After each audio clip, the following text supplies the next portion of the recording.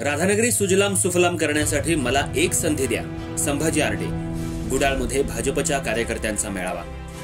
जिल्हा परिषद पंचायत समितीच्या निवडणुकांची आचारसंहिता कोणत्याही क्षणी पडण्याची दाट शक्यता आहे. त्यामुळे राधानगरी जिल्हा परिषद मतदारसंघात उमेदवारांच्या हालचालींना वेग आलाय. मंगळवारी भाजपचे इच्छुक उमेदवार संभाजी आरडे यांच्या गुडाळमध्ये कार्यकर्त्यांचा मेळावा पार पडला.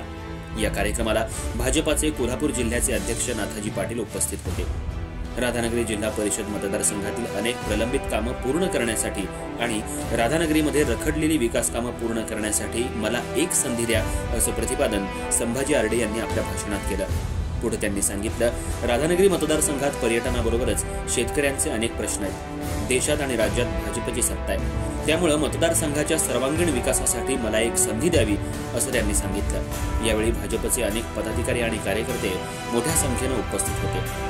स्वराज्य संस्थांच्या निवडणुका जाहीर होण्यापूर्वीच संभाजी आरडे यांनी मतदारसंघात प्रचाराला सुरुवात केली आहे. त्याचबरोबर मतदारसंघातील घर आणि घर संभाजी आरडे यांनी अक्षरशः पिंजून काढले.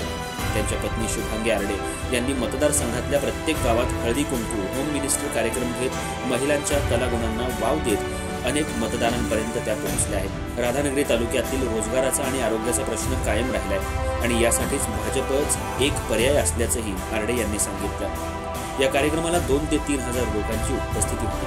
त्यामुळे येणाऱ्या निवडणुकीत संभाजी आरडे यांना याचा किती फायदा होईल हे काही दिवसातच स्पष्ट होईल.